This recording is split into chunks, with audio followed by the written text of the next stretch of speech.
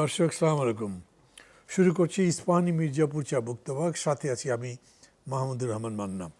আমাদের আজকের আলোচনার বিষয় খুন, ধর্ষণ, মব থামবে কবে।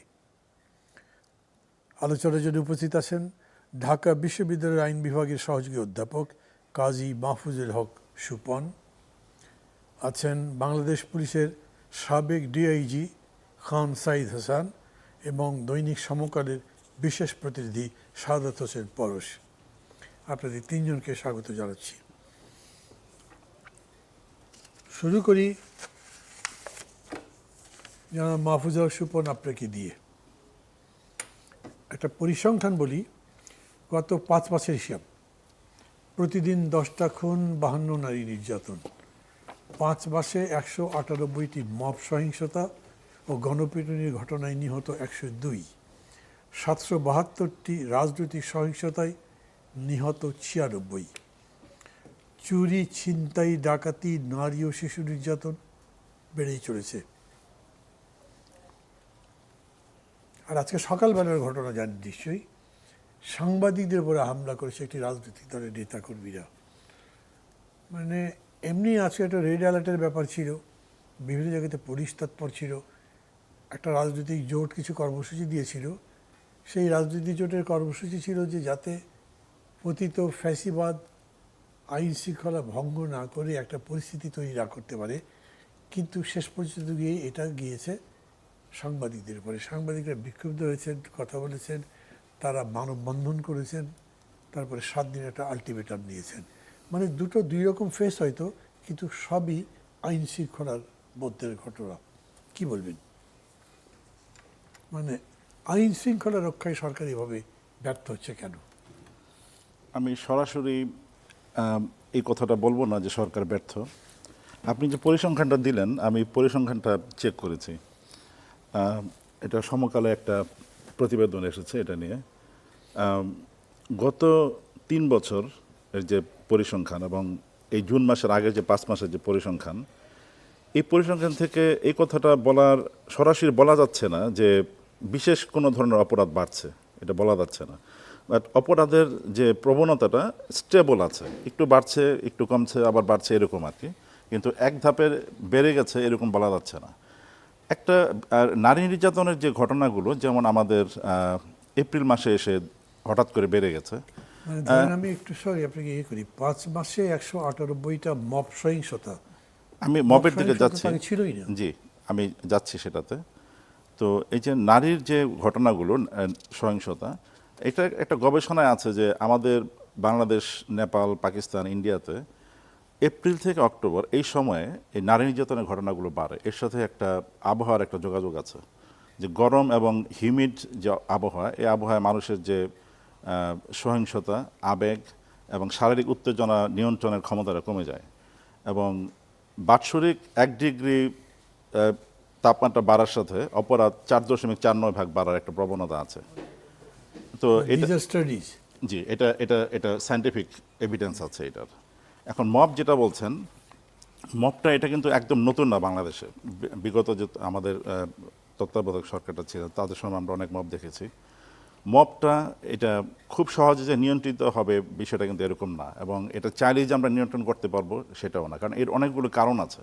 প্রথম যে কারণটা আমরা যেটাকে বলি আইনের শাসনের অভাব, যে যখন প্রতিটা ঘটনার তদন্ত হয়, বিচার হয়, শাস্তি হতে হবে সেটা না, যে বিচার হয় এবং বিচার প্রক্রিয়াটা যে স্বাভাবিকভাবে চলে, তখন কিন্তু মানুষ আইন নিজের হাতে তুলে নেয় না। এবং এটিও একটু মনে রাখতে হবে যে এই মবটাকে আমাদের রাষ্ট্র ব্যবস্থা উৎসাহিত করেছে বিভিন্নভাবে।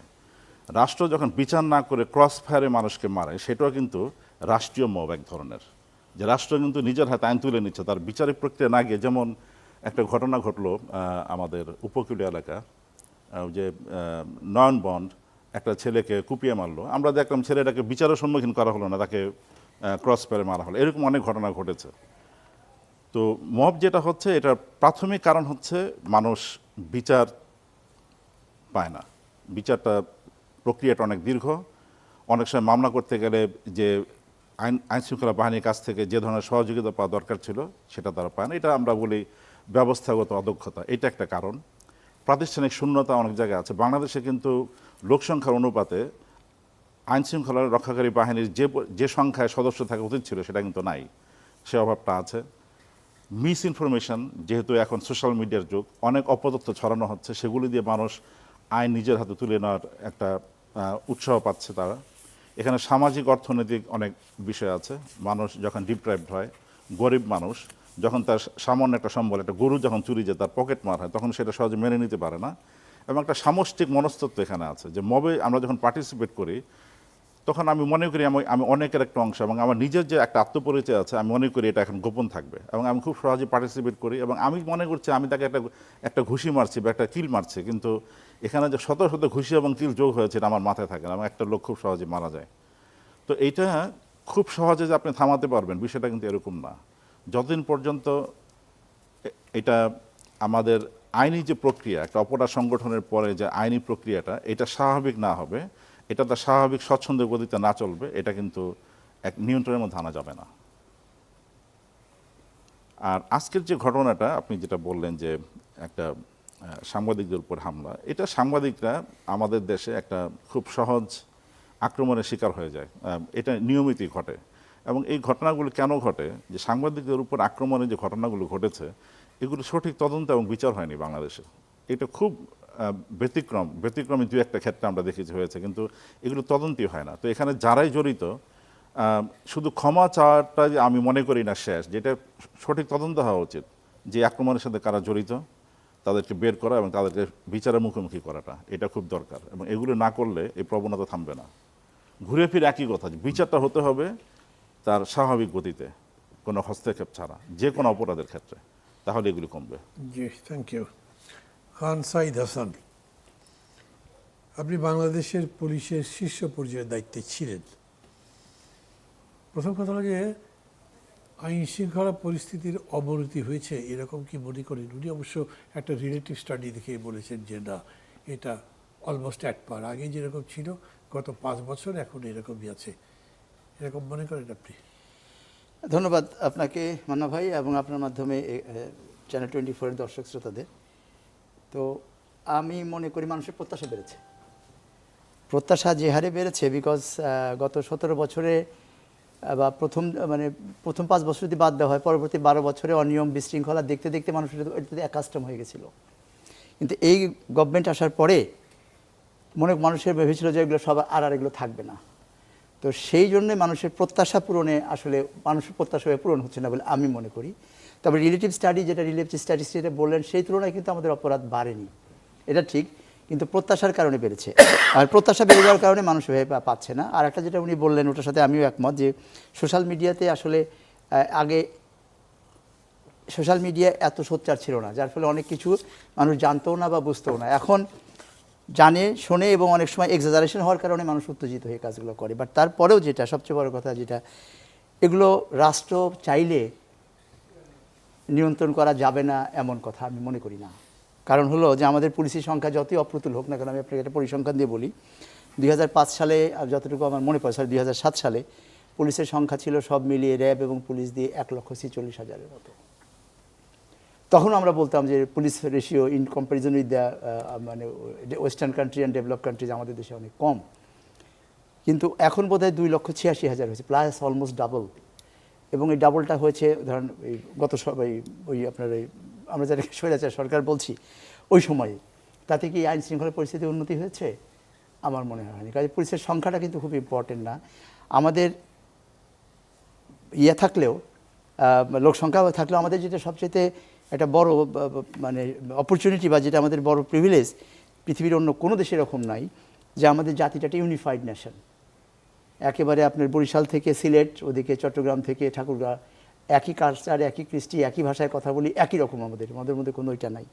আর আমাদের মধ্যে এখনও যে পারস্পরিক আইন মেনে চলার যে প্রবণতা এবং সৌহার্দ্যতা, এটা এখনও পৃথিবীর যে কোনো অনেক দেশে চাইতে অনেক ভালো আছে আমাদের। তো এইটা আমাদের একটা বড় অপরচুনিটি ছিল। কিন্তু বিষয়টা হলো যে সমস্ত কিছু পুলিশ নিয়ন্ত্রণ একা করতে পারবে কি না। তখন যেটা আমি বললাম যে এটা বিচারিক, উনি বলেছেন, একজন ঢাকা ইউনিভার্সিটি ল প্রফেসর, উনি আইনি প্রক্রিয়ায় যে বিচারিক যে জুডিশিয়াল সিস্টেম, যেটা সেই জুডিশিয়াল সিস্টেমের সাথে তো পুলিশ একা জড়িত না। এটা বাহ্যিকভাবে 3টা সংস্থা জড়িত। একটা হলো ইনভেস্টিগেটরস, যেটা পুলিশ করে, দেন প্রসিকিউটরস যেটা পাবলিক প্রসিকিউটররা করছেন, অ্যান্ড দেন কনভিকশন যেটা কোর্ট থেকে দিচ্ছে। তে এটা আমি কাউকে ব্লেম না করেই বলতে চাচ্ছি, আমরা আর উই হ্যাপি উইথ মানে অল দিস আপনার টায়ার্স, যাদের activities of the all this tyres, আমরা কি হ্যাপি? একটা সময় ছিল, সরি ফর এটা একটু ক্যাজুয়াল কথা হয়ে যাবে, যে আমাদের সময় দেখেছি আমরা যখন 88 পুলিশের সার্ভিসে জয়েন করলাম, ওসি তখন সাব ইন্সপেক্টর ওসি ছিল, বা দারোগা বলতাম আমরা, দারোগার উপরে অন্য কোনো জুডিশিয়াল সিস্টেমে যারা জড়িত সম্পৃক্ত, দারোগার উপরে আর কেউ মানে আর্থিক দুর্নীতিতে জড়িত হতে পারে এটা আমরা চিন্তাও করতে পারতাম না, আমাদের ট্রেনিং মোটিভেশনে কখন এটা বলা হতো না। কিন্তু সেইটা গত এই 2 দশকে পরিস্থিতি এসে কোথায় দাঁড়িয়েছে আমরা জানি। তো আমরা একজন একটা ঘটনা ঘটলে যদি অপরাধীরা মনে করে যে আমি যে কাজটা করেছি আমাকে শাস্তি পেতেই হবে, তাহলে অপরাধটা কমে যায়, ডেটারেন্ট হিসেবে কাজ করে। আর যখন দেখা যায় না ঠিক আছে, আমরা কিন্তু দেখবেন আমাদের টেন্ডেন্সি করে এসে গেছে, কোনোটা কিছু হলে আসামি গ্রেপ্তার হয়েছে কিনা, আর আসামি যদি গ্রেপ্তার হয় আমরা সবাই থেমে যাই, কারণ গ্রেপ্তারটা তো একটা খুবই ইনিশিয়াল একটা স্টেজ। এরপরে তার জামিন হওয়া, জামিন করা ইত্যাদি যে বিষয়গুলো যেগুলো প্রসিকিউটর এবং আদালত করে সেটা তারা কতটুকু করতে পারছে। আবার পুলিশ যখন তদন্ত করে যখন চার্জশিট দিচ্ছে, চার্জশিট দেওয়া মানে তো এটা তো আমরা সবাই এখানে জানি যে পুলিশের তদন্তটা তো একটা জাস্ট প্রিলিমিনারি ইনফরমেশন যেটা কোর্টকে দেয়, যে এরকম একটা ঘটনা ঘটেছে, এই ঘটনা অমুকে অমুকে অমুকে জড়িত বলে আমরা প্রাথমিকভাবে জানতে পেরেছি, এবং সেইটা প্রসিকিউটার্সদের মাধ্যমে কোর্টে প্রডিউস করা হয়। তো এর মধ্যে যদি কোনো, যে ওনার সাথে কথা বলছিলাম, যে এর মধ্যে যদি কোনো ত্রুটি বিচ্যুতি পুলিশের থাকে, তাহলে প্রসিকিউশন থেকে প্রসিকিউটার্সরাই কিন্তু কারেকশন করে দিতে পারে এবং বলে দিতে পারে যে এই জায়গায় তোমাদের ত্রুটি হয়েছে, এটা কারেকশন করে দাও, ঠিক করে দাও। তারপরে যেটা আমাদের আপনার 21 আগস্টের মামলা যেটা হয়েছিল, আমি জাস্টিস আমি নিজে ইয়ে ছিলাম, এই 21 আগস্টের মামলা জজ মিয়া এবং ওই যে যাদের বিরুদ্ধে চার্জশিট দেওয়ার জন্য সিআইডি প্রিপেয়ার করেছিল, তারা কিন্তু 2বার অ্যাটেম্প নিয়েছিল এটাকে চার্জশিট দেওয়ার জন্য, কিন্তু তখন একটা প্রসিকিউশন সেল করা হয়েছিল হোম মিনিস্ট্রিতে। তো ওই যখনই তাদের কাছে সাবমিট করা হয়েছে তখন তারা বলেছে যে এই এভিডেন্সের কারণে জজ মিয়াদের বিরুদ্ধে চার্জশিট দেওয়ার মতো কোনো এভিডেন্স নাই, সব তোমরা আবার ইনভেস্টিগেশন করো। সেকেন্ড টাইম আবার দিয়েছিল, মানে তার 2 মাস 3 মাস পরে তখনই একই কথা বলে ফেরত দিয়েছিল প্রসিকিউটর টিম। এই জন্য কিন্তু বিএনপির ওই শাসনামলে আপনার মানে ওই সরকার, বিএনপি না, ওই সরকারের শাসনামলে 2.5 বছর পরে কিন্তু চার্জশিট মানে মামলাটা ডিসপোজ অফ করতে পারেনি, অনলি বিকজ অফ দ্যাট, যে প্রসিকিউশন থেকে বারবার বলা হচ্ছিল যে এটা তদন্তটা ত্রুটিপূর্ণ হচ্ছে। তো এই কাজটা কিন্তু প্রসিকিউশন এতগুলো বছর পরে আমি আপনাকে জিজ্ঞেস করতে পারি, হোয়াট ওয়াজ দ্য ফ্যাক্ট? সত্যি সত্যি কি মামলার ত্রুটিপূর্ণ ছিল, মানে ঠিক মতো দিতেই পারেনি, তথ্যপত্র দিতে পারেনি মামলার? তথ্যপত্র দিতে পারে নাই, যেহেতু এটাতে ডকুমেন্টারি এভিডেন্স যেগুলো আছে, পৃথিবীর অনেক বড় বড় ঘটনা যেগুলো খুব ন্যাশনাল ইন্টারন্যাশনালি খুব এবারে এক্সপার্ট লোকদের দিয়ে যে ঘটনাগুলো ঘটেছে, এগুলো কখনোই স্পেসিফিক্যালি আইডেন্টিফাই করা না গেলে ওই ঘটনার বেনিফিশিয়ারি কারা, ওই ঘটনার প্রেক্ষিতে মানে সার্কামস্টেন্সিয়াল অবস্থা কী ছিল, তারপর ডকুমেন্টেশনগুলো কী ছিল, এগুলো থেকে একটা কনক্লুশনে আসা যায়। তো সেই দিক থেকে 21 আগস্টের ঘটনা যেটা ঘটেছিল, তাতে করে আপনার ডকুমেন্টারি এভিডেন্স, ওটার বেনিফিশিয়ারি, ওটা তাতে করে ক্ষতিগ্রস্ত হয়েছে কারা, এবং ঘটনার পূর্ববর্তী এবং পরবর্তী যে আচরণ, এগুলো থেকে স্পষ্টই বোঝা যায় যে ওই সময় আর যেই জড়িত থাকুক না কেন, তো জড়িত থাকুক না কেন, ওই সময় যারা সরকার পরিচালনা করতেন তারা এটার সাথে জড়িত ছিল না। ঘটনা তো ঘটেছে, এটার মধ্যে তো ইয়ে নাই, ঘটনা ঘটেছে, মানুষ মারা গেছে, গ্রেনেড থ্রো হয়েছে, সব কিছু হয়েছে, কিন্তু এটার সাথে সরকার পক্ষ জড়িত বলে যেটা পরবর্তীতে করা হয়েছে, এটার কোনো যৌক্তিক এবং ডকুমেন্টারি কোনো এভিডেন্স না, এটা আমাদের কাছে এখনও আছে। আমি তো ওয়ান অফ দ্য অ্যাকিউজ ছিলাম এটার মধ্যে, যেটা তো পরে তো আপনারা তো নিশ্চয়ই জানেন যে হাইয়েস্ট কোর্ট চার্জশিট সাবমিশন ইটসেলফটাকে ইয়ে করেছে, হিয়ারিংয়ে যায়নি, মানে চার্জশিটেই এত ত্রুটিপূর্ণ ছিল। যেমন ধরেন আমি আমার কথা যদি উদাহরণ দিয়ে বলি, যে আমার বিরুদ্ধে অভিযোগটা ছিল হলো আমি কর্তব্যে অবহেলা করেছি, সেফার সেফার মানে এ বোঝার জন্য। তো ওই ঘটনাটা ঘটেছে বিবি এভিনিউতে, ওটা আমার কর্তব্যের বাইরে ছিল, তাহলে যেখানে আমার কর্তব্যই নাই সেখানে কর্তব্যের অবহেলার প্রশ্নটা কী আসে? যেমন মনে করেন বগুড়াতে একটা ঘটনা ঘটেছে, তার যদি আপনি জয়পুরহাটের এসপি যদি বলেন যে না ইউ আর হেল্ড রেসপন্সিবল, তো এরকম জোড়াতালি দিয়ে যে চার্জশিটটা দিয়েছিল, এই জন্য কোর্ট কিন্তু হিয়ারিং করেনি, হাইয়েস্ট কোর্ট অ্যাপিলেট ডিভিশন। তারা শুধু বলেছে যে চার্জশিট দেখে এবং চার্জশিট যে সমস্ত এভিডেন্সের মানে উপরে বেস করে চার্জশিটটা দেওয়া হয়েছিল, সেটাই বলছে চার্জশিট ইটসেলফ ইজ ইনভ্যালিড। তো আমি যেটা বলতে চাচ্ছি যে সেই জন্য যে আপনার এই ঘটনাগুলোতে অনেক কিছুই ডকুমেন্টারি এবং ওই যেটা বললাম যে 3টা জিনিস দিয়ে প্রমাণ করা যাবে যে ওই সময় ঘটনা ঘটে। যখন একটু প্রসঙ্গটা অন্য প্রসঙ্গে চলে গেছি, মানে প্রসঙ্গক্রমে দেখে আসছি। তো যেটা আমি বলতেছিলাম যে আইনি প্রক্রিয়াতে এখন এই যদি আমি আসবো আপনার কাছে আবারও, ওই যেখানে আপনি ছাড়ছেন ওখান থেকে আবার শুরু করবেন। আমি একটু শাহাদত হোসেন পরশের কাছে যাই, সময়ের হিসাব করার কারণে বলতে হচ্ছে আর কি আমাকে। প্লিজ। আপনার রিপোর্ট নিয়ে তো কথা বললেন উনি, জি স্যার, আপনি কি বলবেন?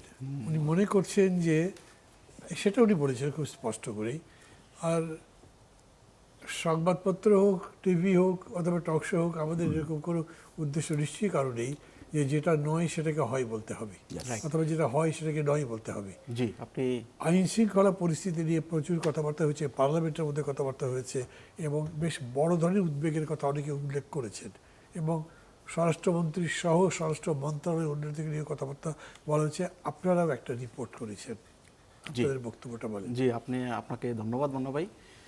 তো এখানে পরিসংখ্যানটা যেটা আপনি উল্লেখ করেছেন আপনার রিপোর্টে, শুধু সমকাল নয়, এর আগেও আপনার অন্য কাগজে আপনার রিসেন্টলি আপনার আইন শৃঙ্খলা নিয়ে রিপোর্ট হয়েছে।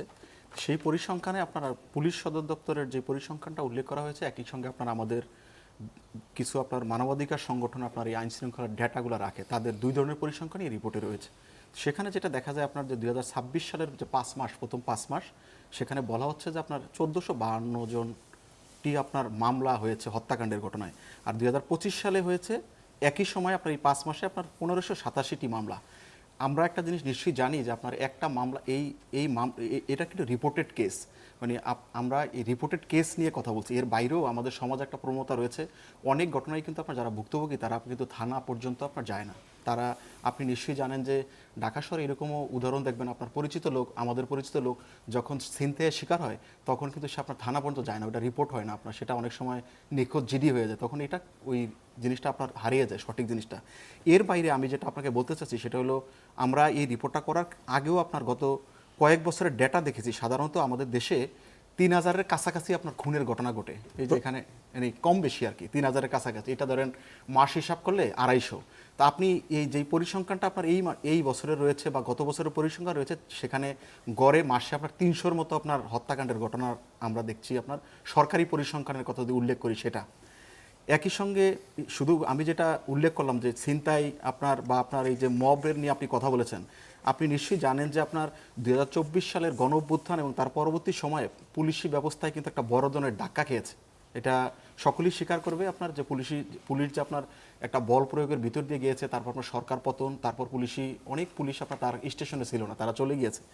ওই জায়গা থেকে ধীরে ধীরে যে পুলিশ সক্রিয় হওয়া বা পুনর্গঠনের যে প্রক্রিয়াটা, সেই জায়গায় আমরা কিন্তু দৃশ্যমান খুব বেশি কিন্তু এখনো মধ্যে দেখিনি। এই জন্যই আপনি যেটা বলেছেন যে সংসদে আপনার আইন শৃঙ্খলা নিয়ে আপনার অনেক কথা হয়েছে, এটার একটা বড় কারণ হলো আমরা দেখেছি যে আপনার বিশেষ করে অন্তর্বর্তীকালীন সময় যে 1.5 বছর, তখন কিন্তু আপনার মবের মতো মব যে জিনিসটা, এখানে আপনার রাস্তাঘাটে আপনার মবের শিকার হয়েছে অনেকে।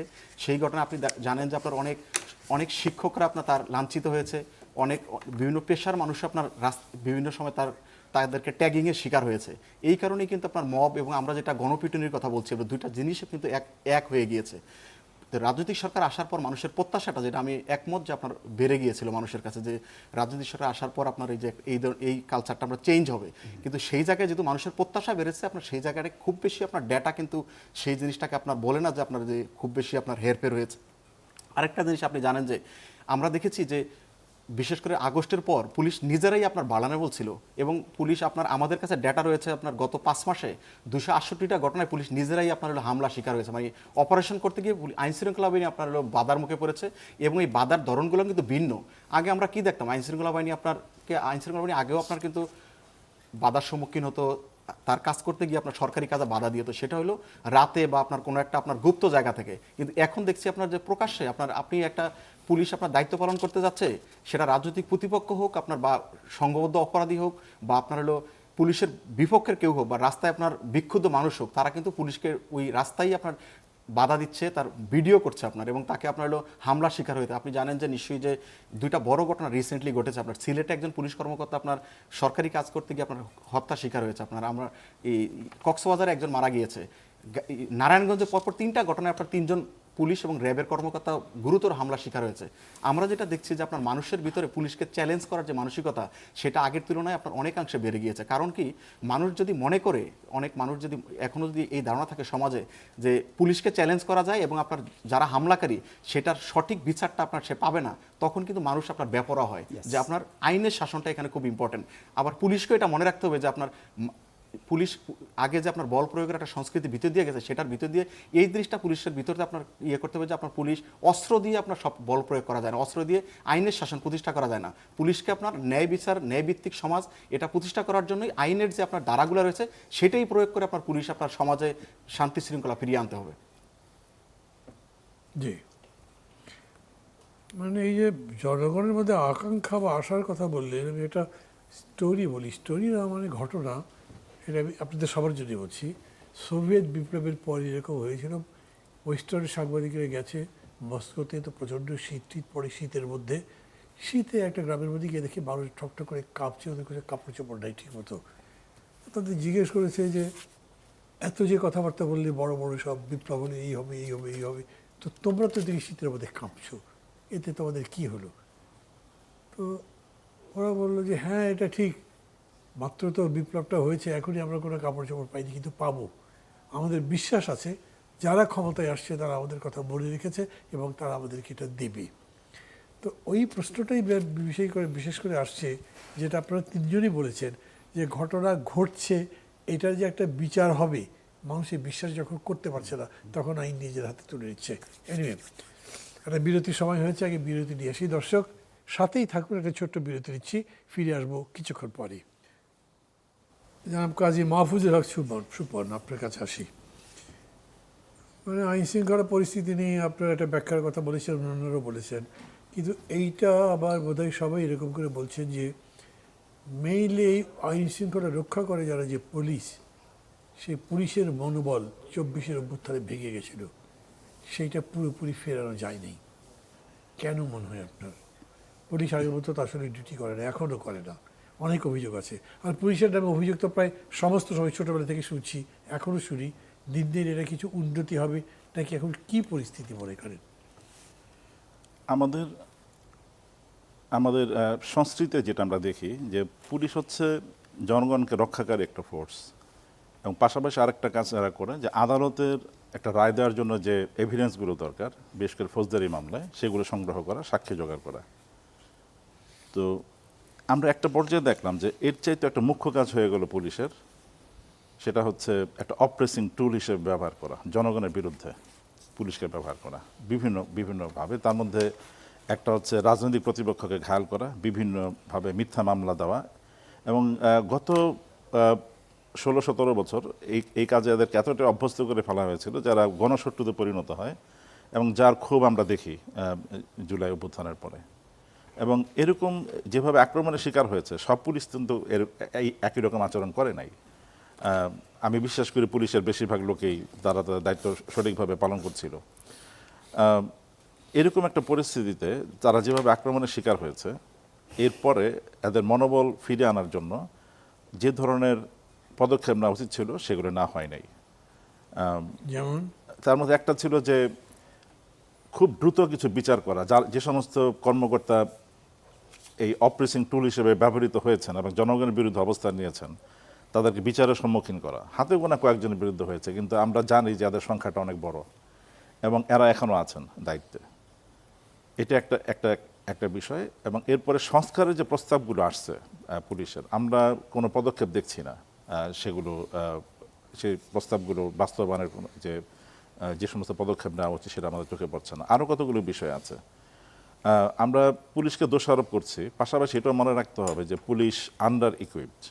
ধরেন একটা অপরাধ তদন্ত করবে পুলিশ, সারা পৃথিবীতে একটা প্রবণতা শুরু হয়েছে এখন আদালতগুলোতে, ফৌজদারি আদালতগুলোতে, যে সাক্ষী হিসেবে মানুষদের না আনা আদালতে। কারণ মানুষের একটা অসাধারণ গুণ আছে, সেটা হচ্ছে অনর্গল মিথ্যা কথা বলা, এবং আদালতে গিয়ে মানুষ এটা করে, সাক্ষীরা। এবং অনেক সময় তারা এমনভাবে মিথ্যা কথা বলে আসে আদালতে যে খুব ঝানু লয়, আর উনি ক্রস করে বের করতে পারেন না মিথ্যা কথা বলছে, এবং বিচারকরা বুঝতে পারেন না। এই কারণে অন্য কোনোভাবে একটা অপরাধ প্রমাণ করা যায় কিনা সেই চেষ্টাটা হচ্ছে, যেটাকে আমরা বলি ফরেনসিক বা সায়েন্টিফিক এভিডেন্স, যে আমরা সাক্ষী না এনে বৈজ্ঞানিক সাক্ষ্য দিয়ে প্রমাণ করবো যে সে অপরাধটা করেছে বা এই ক্রাইম সিনে সে ছিল। এই ধরনের এভিডেন্স পিটাই ধরে, হ্যাঁ আমরা ধরে পিটাই। এখন আমি অনেক পুলিশ অফিসারের মধ্যে এইটা দেখেছি যে সে মনে করছে আমি কনফেশন পেয়ে গেছি, আমার তদন্ত শেষ।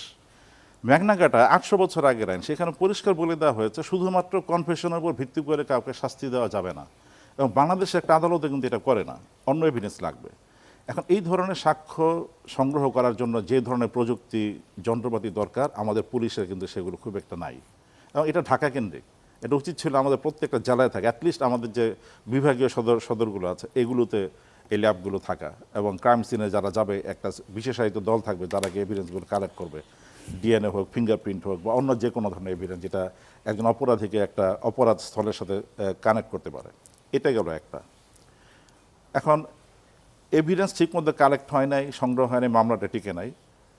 এখন দোষারোপ করে আমরা পুলিশের মধ্যে খেয়াল করি, তারা দোষ দেয় প্রসিকিউটর দোষ দেয় পুলিশদের, এরা দুইজনে মিলে দোষ দেয় বিচারকদের।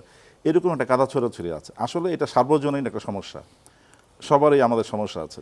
এরপরে দেখেন, পুলিশ একটা অপরাধের সংশ্লিষ্ট যে সাক্ষ্যটা সে সংগ্রহ করলো, এই সাক্ষ্যটা দিয়ে একটা লোক শাস্তি পাবে কিনা, সে দোষী প্রমাণিত হবে কিনা, এই ধারণাটা দিতে পারে একজন ভালো প্রসিকিউটর।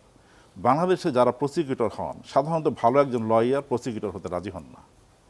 একটা সরকার আসে, তারা তাদের মতাদর্শের কিছু লোককে প্রসিকিউটর হিসেবে নিয়োগ দেয়, এদের কোনো জবাবদিহিতা নাই।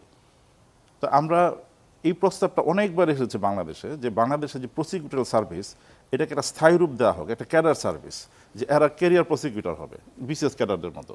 তখন কিন্তু এদের মধ্যে একটা দায়িত্বশীলতা বাড়বে, এবং তখন কিন্তু সে নিজের দায়িত্বের জায়গা থেকেই সে পুলিশ অফিসারকে বলবে, তদন্তকারী কর্মকর্তাকে, যে আপনি যে এভিডেন্সগুলো এনেছেন এটা নিয়ে চার্জশিট যদি দেন, এভাবে যদি মামলাটা শুরু হয়, এই মামলাটা প্রমাণ হবে না। এই জিনিসটা কিন্তু হয়নি আমাদের। তো এগুলো যদি আমরা না করতে পারি, এবং আরেকটা বড় সমস্যা আছে আমাদের, এই যে আমাদের ধরেন পেনাল কোড 1860 সালে যে আইনটা হলো, পেনাল কোডটা হওয়ার আগে আমাদের অনেকগুলো ফৌজদারি আইন ছিল। চুরি করা নিয়ে একটা আইন, ডাকাতি করা নিয়ে একটা আইন, মানুষকে আঘাত করা নিয়ে একটা আইন, তারপরে টাকা পয়সা জাল করা নিয়ে একটা আইন। মেকুলে উনি দেখলেন এতগুলো আইন থাকা উচিত না, উনি সবগুলো আইন একসাথে করে এটাকে কোডিফাই করলেন, এই জন্য এটার নাম হচ্ছে পেনাল কোড। এখন কিন্তু আমাদের এই পেনাল কোডের এই কোড যে চরিত্রটা, এটা আমরা ধ্বংস করে ফেলছি। এখন বাংলাদেশে 40টার মতো ফৌজদারি আইন আছে। এখন একটা অপরাধ হলে পুলিশ কোন আইনে চার্জশিট করবে, তারা এটা নিয়ে চিন্তা ভাবনা করতে হয় তাদের। এটা নিয়ে লয়ারও সমস্যায় পড়েন, বিচারকও সমস্যায় পড়েন। এবং বাংলাদেশে কিন্তু প্রতি 10 বা 15 বছর পর পর একটা বড় অ্যামেন্ডিং এবং রিপিলিং আইন হয়। যেমন বিএনপির আমলে 1976 সালে এরকম একটা আইন হয়েছিল, হোসেন মোহাম্মদ এরশাদের সময় একটা আইন হয় 1984 সালে। এরপরে কিন্তু বাংলাদেশে বড় কোনো মেজর অ্যামেন্ডিং এবং রিপিলিং আইন হয় নাই, যেটা একটা সময়ের দাবি, এবং অনেক আগাছা তৈরি হয়েছে ফৌজদারি আইনের মধ্যে। এগুলো ঠিক করে একটা সময় আসছে আমাদের। তো এই সবগুলো জিনিস দেখতে হবে, এবং এটার জন্য কিন্তু একটা রাজনৈতিক একটা ইচ্ছা এটা দরকার। এটা যে পুলিশ নিজে থেকে পারবে, বা প্রসিকিউটর নিজে থেকে পারবে, বা আদালত নিজে থেকে করে ফেলবে, সেটা এরকম না। এটা একটা রাজনৈতিক যে সরকার, এই সরকারের একটা ইচ্ছা থাকতে হবে যে আমরা এই সংস্কারগুলো আমাদের দরকার। এবং আমরা যতই বলি যে অপরাধ আমরা কমিয়ে ফেলবো, এটা কিন্তু এই সংস্কারগুলো ছাড়া এটা কিন্তু সম্ভব হয় না। এবং পুলিশের সাফল্যের উপর ডিপেন্ড করবে তাদের মনোবল কতটুকু ফেরত এসেছে। তারা যখন দেখবে যে তারা যে তদন্তগুলো করছে এগুলো সফল হচ্ছে, এগুলো কনভিকশন পাচ্ছে, তখন কিন্তু মানুষের আস্থাও বাড়বে পুলিশের উপরে। জি, থ্যাংক ইউ। খান সাইদ আসাদ, আপনার কাছে আসি। আপনি বিএনপির পুলিশ সংস্কার কমিটির সদস্য সচিব হিসেবে দায়িত্ব পালন করেছিলেন। মানে কীরকম ছিল ডেভেলপমেন্টটা, সেটার রিফ্লেকশন কিছু দেখছেন কি না, তখন হচ্ছে কিনা, এখন কি দেখছেন? আচ্ছা, ধন্যবাদ মানব ভাই। আমাদের প্রফেসর সাহেব যেটা বললেন, আমি ওই কথাগুলো, আমার কথাগুলোই মূলত উনি বলে ফেলেছেন, প্রসিকিউশনের কথা বা কথাবার্তা। তো আর আমাদের যেটা আমরা দিয়েছিলাম, যে মানে সাবমিট গভর্নমেন্টের কাছে দিয়েছিলাম, তার এখন পর্যন্ত বাস্তবায়ন আমরা তেমনভাবে শুরু হয়নি। তবে যেটা বললাম, যে আমরা যেহেতু মাত্র 4 মাস সময় গেছে, হয়তো আস্তে আস্তে এটা বাস্তবায়ন হবে। তবে এখন পর্যন্ত খুব একটা মানে বাস্তবায়নের প্রক্রিয়া শুরু বা এরকম কিছু এখন আমরা দেখতে পাচ্ছি না আর কি। তবে আশা করছি যে এটা হয়তো শুরু হয়ে যাবে কিছুদিনের মধ্যে। আর আরেকটা জিনিস যেটা হলো যে, হ্যাঁ, আপনার যদিও আমরা বলি যে 3টায় জুডিশিয়ারি সিস্টেমের সাথে 3টা পক্ষ জড়িত, বাট তার মধ্যেও এখন পর্যন্ত কিন্তু পুলিশের পক্ষটাই, মানে পুলিশের কার্যক্রমটাই হলো বলতে গেলে মেইন, এবং এটাই বা মানুষ দেখে, এবং এটাই মানুষের রিলিফ আনে আর কি। তো সেই ক্ষেত্রে পুলিশের নিজস্ব কিছু সমস্যা আছে, যে সমস্যাগুলো সমাধান করা যাবে। আমরা যেটা বলতে চাইছি সেটা হলো যে এত অল্প সময়ের মধ্যে এটা বলা যাবে না। শুধু একটা কথাই বলতে চাই, যে এখন পর্যন্ত পুলিশের যে সংখ্যা, পুলিশের যে ট্রেনিং মোটিভেশনটা একটু চেঞ্জ করতে হবে, বাট পুলিশের সংখ্যা এবং আমাদের যে এস্টাবলিশমেন্ট যেগুলো আছে, এটা দিয়েই কিন্তু ওই যে বললাম যে 80% অ্যাড্রেস করা সম্ভব, এখনও সম্ভব। এর জন্য বাড়তি কোনো গভর্নমেন্টকে বা দেশকে মানে বাড়তি টাকা খরচ করতে হবে না। কিন্তু সেইটা করার জন্য কি আমরা, মানে আমাদের রাষ্ট্র কি প্রস্তুত আছে কি না, যদি থাকে তাহলে এটা দিয়ে সম্ভব। যেমন ধরেন, আমরা যতই বলি, একটা ছোট্ট একটা উদাহরণ দিয়ে বলি, আমরা থানাতে যে মেইনলি তো পুলিশের তো কাজটা তো থানা পুলিশই করে, এছাড়া অন্যান্য যেগুলো পুলিশ, অর্নামেন্টাল পুলিশ আছে যেগুলো, এগুলো আমরা অর্নামেন্টাল পুলিশই বলি, ইন্ডাস্ট্রি পুলিশ, হাইওয়ে পুলিশ, তারপরে আপনার নৌ পুলিশ। কিন্তু আসলে দেখবেন মূল কাজটা কিন্তু যে কোনো কিছু কোথাও কোনো কিছু অপরাধ হলে দায়ী কিন্তু থানার ওসিকেই করা হয়, কি করা হয়, আর কাউকে করা হয় না। সেজন্য আমি বলতে চাচ্ছি যে থানাতে যারা কাজ করেন অফিসাররা, তাদের ফ্যামিলিরা থাকে, ওই ফ্যামিলি মেম্বার ওখানেই থাকে, ওই থানাতেই থাকে। তো তাদের ছেলে মেয়েরা স্কুলে যায়, কলেজে যায়, তাদের ফ্যামিলি মেম্বাররা বাজারঘাট করতে তো যায়। ওইখানে যিনি সন্ত্রাসী, সে পলিটিক্যাল ফ্লেভারেই থাকুক বা অন্য কোনো মাদকেই থাকুক না কেন, তারা কিন্তু এদের জন্য একটা থ্রেট হয়ে থাকে। তো সেই জন্য নাম্বার 1। নাম্বার 2 হলো যে আরেকটা জিনিস যেটা, সেটা হলো যে সরকারি কর্মকর্তারা ট্রান্সফারকে খুব ভয় পায়, বিশেষ করে এই লেভেলের। কেন ভয় পায়? ওরা যখন যেখানে যায়, সেখানে যাওয়ার পরে তাদের ছেলে মেয়েদেরকে ওখানকার স্থানীয় স্কুলেই ভর্তি করায়। বছরের মাঝামাঝি সময় বা হঠাৎ করে 2 মাস 3 মাস পরে বা 6 মাসের মধ্যে মানে প্রিম্যাচিউর বদলি, যেটা আমাদের তো নিয়ম হলো যে মোটামুটি 3 বছর এক জায়গায় থাকবে সেরকম। কিন্তু কোনো কারণে কোনো ক্ষমতাধর ব্যক্তি বা কোনো ইনফ্লুয়েন্সিয়াল ব্যক্তি নাখোশ হওয়ার কারণে যখন বদলি করে ফেলে, তখন তাদের ছেলে মেয়েদের নিয়ে ওরা খুব বিয়েতে পড়ে। তো এই যে দুটো জিনিস, এই দুটো জিনিস কিন্তু ইজিলি অ্যাড্রেস করা সম্ভব। সেটা মানে এটা করা যাবে আমাদের জেলা সদরে। এখন জেলাগুলো ছোট ছোট হয়ে গেছে। তো এরকম আরও কিছু আছে, এই জিনিসগুলো যদি পুলিশকে দেওয়া যায়, পাশাপাশি যেটা মনোবল, যেটা মানে এখন যেটা আগস্টের পরে, 24 আগস্টের পরে যেটা শুরু হয়েছে, পুলিশের যারা কুকর্ম করেছে যাদের দিয়ে, তারা কিন্তু যেটা বললেন আমাদের প্রফেসর সাহেব, যে তারা খুব কমই এসছে আইনের আওতায়। এবং যাদেরকে 46 জনকে তো মানে পুড়িয়ে পিটিয়ে হত্যা করা হয়েছে 4-5-6 তারিখে 3 দিনের। তো এই যে কিন্তু যে লোকগুলো নিহত হয়েছে, যাদেরকে হত্যা করা হয়েছে, বিশেষ করে আমি আমার সিরাজগঞ্জের কথা বলি, এনায়তপুর থানাতে 15 জন পুলিশকে থানার মধ্যে ঢুকাই নিয়ে বাড়ি থেকে আগুন দিয়ে পুড়িয়ে ফেলা হয়েছে। তার মধ্যে বেশিরভাগই ছিল কনস্টেবল, এএসআই, সাব ইন্সপেক্টর, যারা এদের সাথে এই কুকর্মের সাথে হয়তো 1-2 জন খুব অতি আগ্রহী জড়িত থাকতে পারে, বাকিরা সবই ইনোসেন্ট ছিল। তো এইরকম করার কারণে এদের মধ্যে এক ধরনের একটা ভীতি আতঙ্ক কাজ করে, যার ফলে ওরাই আগের মতো ওইভাবে যে সাহস নিয়ে আগানো। আর একটা জিনিস বিশেষ করে পুলিশ এবং সরকারি কর্মচারীদের মধ্যে একটা জিনিস কাজ করেছে, কাজ যদি আপনি করেন তাহলে আপনার সমস্যা হবে, আর যদি আপনি কাজ না করে মানে চুপচাপ বসে থাকেন না, একটাই আপনার ব্লেম হবে, বলে কোনো কাজের না, কিন্তু আপনি কোনো বিপদ আসবে না, বিপদ হবে না। তা আমার ধারণা, আমার অভিজ্ঞতা থেকে বলছি, আমি নট মানে শিওর, বাট তারপরে মনে হয় এটাই বোধহয় হতে পারে যে ওরা মনে করে ঠিক আছে, যে অবস্থাটা এখন, ট্রমাটা এখনও কাটেনি, আর যে অন্তর্বর্তীকালীন সময়, যে সময়টা, এই সময়টা তো আসলে কীভাবে খালি ন্যাচারালি তারা তো খালি কোনো মতে জোড়াতালি দিয়ে চালিয়ে একটা ইলেকশনটা দিয়ে তারা তার মতো উদ্ধার হয়ে চলে গেছে। তো এখন এই ট্রমা কাটার জন্য বা করার জন্য যে পরিবেশ বা যে অবস্থাটা দরকার, সেটা পুলিশকে এখন ওইভাবে পায়নি বলে তারা মনে করবে, আমরাও মনে করি তাই, সেরকম কিছু দেখিনি। যার জন্যে এটাও কেটে যাবে। এটা যদি কাটে, তাহলে পরে মোটামুটিভাবে আমরা আবারও মনে হয় সব ঠিক করা সম্ভব হবে আর কি। সরকারের দিক থেকে কিছু করার মানে, যেমন ধরুন একটা কথা বলি, যখন প্রফেসর ইউনূস ছিলেন তখন মাঝে মাঝে আমি নিজে এখানে করে পরামর্শ দিয়েছি, বক্তৃতা করেছি। প্রফেসর ইউনূস 2 বার পুলিশের বড় বড় কর্মকর্তাদের ডেকেছিলেন, মানে একদম ভেঙে পড়ে, তখন তো পুলিশ বলতে কিছু নাই। আমার প্রস্তাবটা ছিল, আমি ওনাকেও বলেছিলাম পার্সোনালি, যে আপনি পুলিশে প্রথমত একটা অ্যাসিওরেন্স দেন যে ইউ স্ট্যান্ড বাই দেম, যাই হয়েছে এর মধ্যে যারা মানবতা বিরোধী অপরাধ করেছে তাদের তো মাফ করা যাবে না, কিন্তু যারা অপরাধী নয় তারা যেন কোনো রকম শাস্তির মধ্যে না যায়, তারা যাতে ডিউটি করতে পারে, তাদের যাতে চাকরিতে কোনো রকম সমস্যা না হয়, প্রমোশন ইত্যাদি ইত্যাদি, এগুলো অ্যাসিওর করে তাদেরকে একটা কনফিডেন্সের জায়গায় দেন। আমি 2টো মিটিং পর রিপোর্ট পড়েছি, উনি এরকম করে কোনো কথা বলেন নাই। এবং পুলিশের সঙ্গে আমি কথা যখন বলেছি, তখন তারা বলেছেন আমাদের এখনই কি সিকিউরিটি, এখনও তো আমাদের উপর হামলা হচ্ছে। গতকাল আমরা একটা অনুষ্ঠান করলাম, মানে এই অনুষ্ঠানটাই, এটা ছিল 23 জুন উপলক্ষে, আজকের দিন উপলক্ষে। সেখানে বলছে যে রাত আমাদের 11:30 অনুষ্ঠান শুরু হলো, তো ইতিমধ্যে গাজীপুরে মিছিল বেরিয়েছে আওয়ামী লীগের। পুলিশ পাশে দাঁড়িয়েছিল, পুলিশকে তারা শুনিয়ে শুনিয়ে বলেছে সামনে আরবার চেষ্টা করবে না, তাহলে কিন্তু তোমার অসুবিধা হবে। পুলিশ সামনে যায় নাই, ওদের থ্রেটের কারণে হোক অথবা গভর্নমেন্ট বলুক যে তোমরা কাম মেনটেন করো, আমি জানি না। তার মানে এখনও পুলিশদের ওই পরিস্থিতিটাই তো চলছে।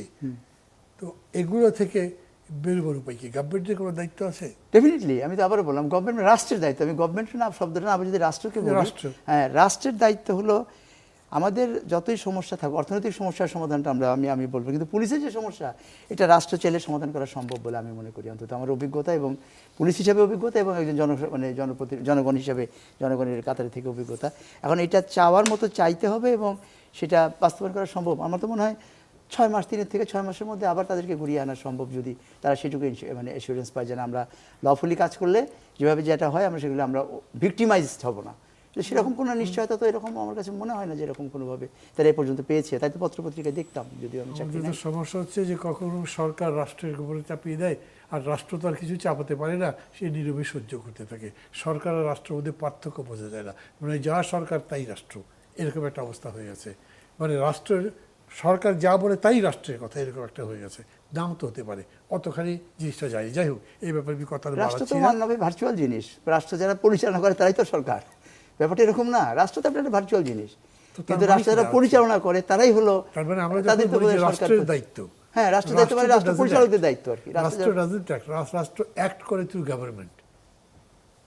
রাষ্ট্র ইন্ডিপেন্ডেন্ট কোনো অ্যাক্ট আছে? না, রাষ্ট্র ইন্ডিপেন্ডেন্ট একটা, রাষ্ট্র রান করে গভর্নমেন্ট, আমি সেটাই বলছি। এবং গভর্নমেন্টে যারা থাকে তাদেরই আসলে এটা, তাদেরই এটা দায়িত্ব, জি, এটা তাদের জি, করা আর কি। ঠিক আছে, থ্যাংক ইউ। শাহাদাত হোসেন পরশ, জি।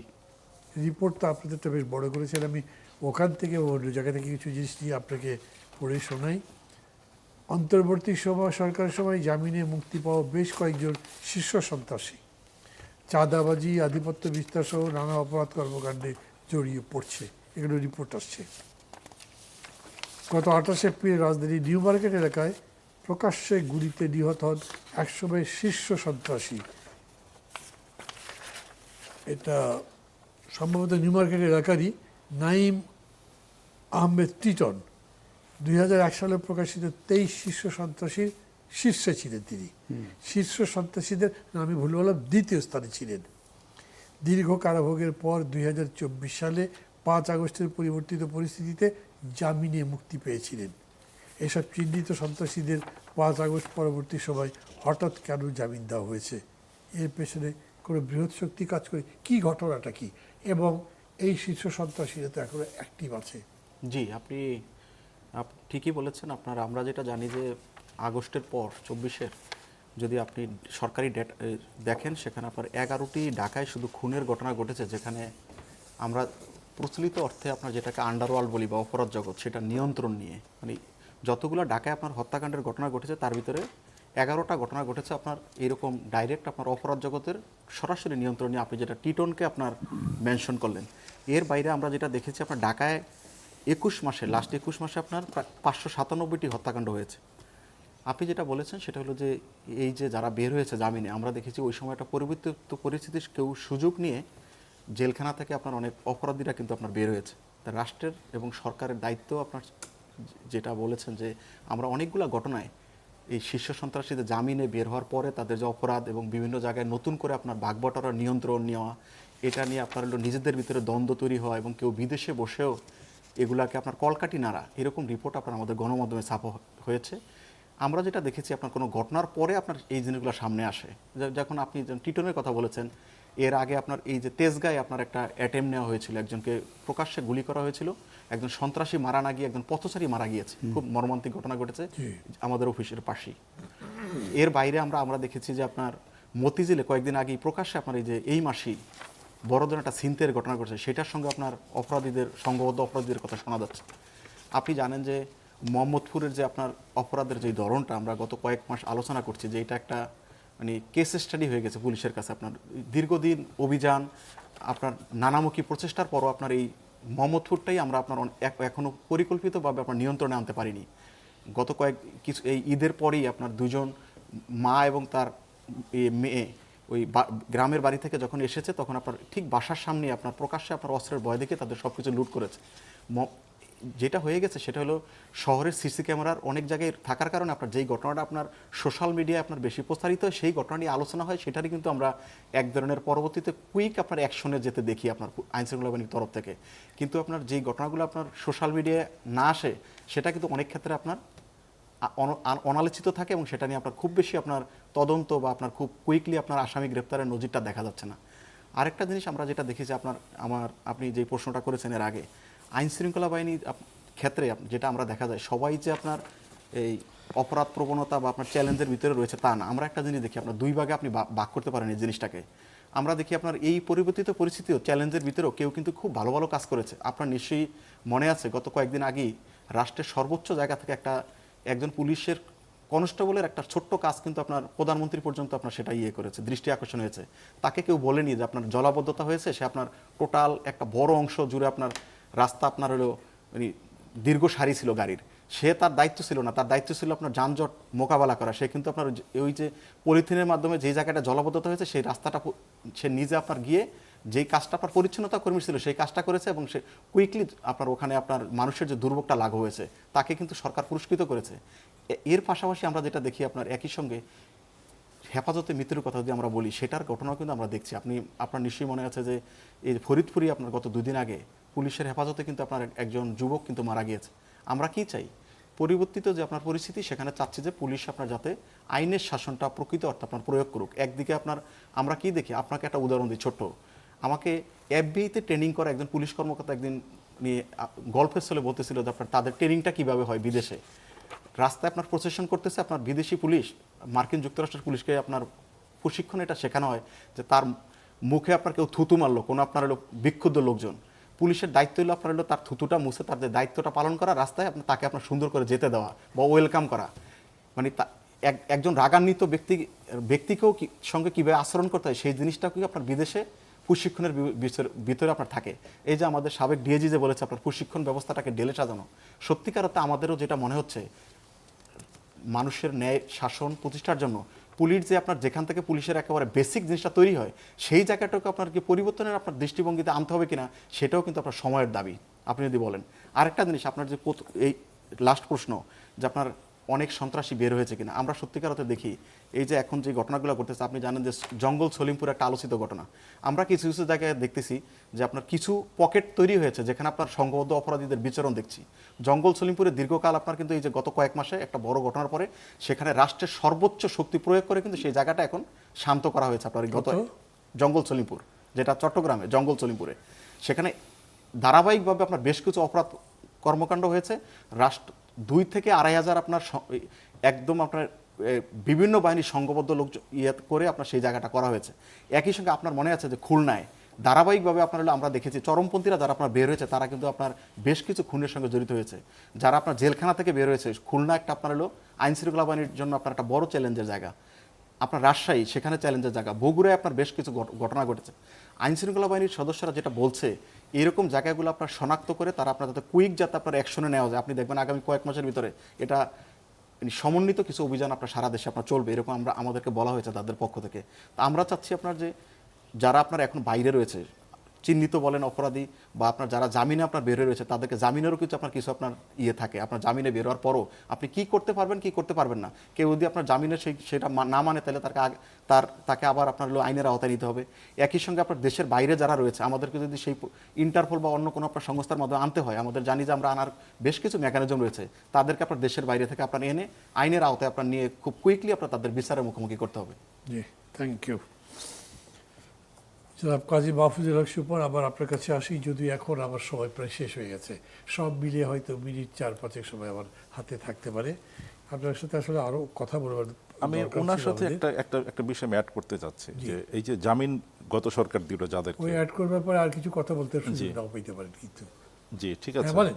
হ্যাঁ, এবং এখন যে অর্গানাইজ ক্রিমিনালরা কেন এত সক্রিয়, এই সরকার একটা কাজ করতে পারছে না যেটা দেশীয় এবং আন্তর্জাতিক আইনে অবৈধ, ক্রসফায়ার, এবং এটা আমরা সমর্থন করি না কখনোই।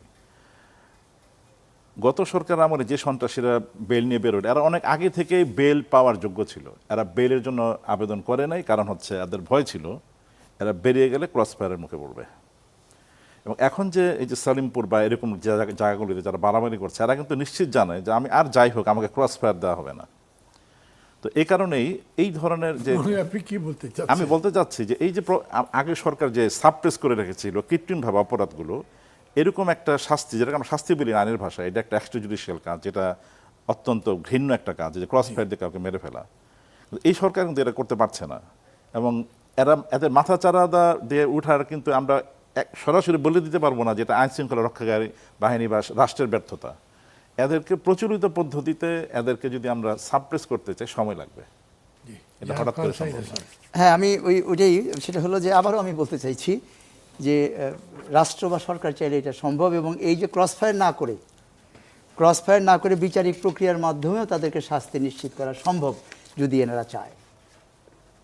আমি কি বুঝতে পারি যে আমাদের রামিসার ঘটনাতে কদিন লাগলো? 25 দিন লাগলো। এরকম আরও অনেক আছে। আমার কথাটা হলো যে আমাদের সরকারি বিভিন্ন জায়গায় এমন অনেক কর্মচারী কর্মকর্তা আছে, এত লোক না হলেও চলে। আমি কোনো ক্যাডারের বা কোনো ইয়ের নাম উচ্চারণ না করি, আমাদের কোর্টের সংখ্যা বাড়িয়ে দেওয়া হোক। তারপরে আইনে আরেকটা বিষয় আছে যে একটা কনভিকশন দেওয়ার জন্য আপনার number of witness is not important. একটা বা দুটো যদি গ্রহণযোগ্য সাক্ষ্য পাওয়া যায় সেটার উপরে ভিত্তি করেও কিন্তু সাজা দেওয়া যেতে পারে।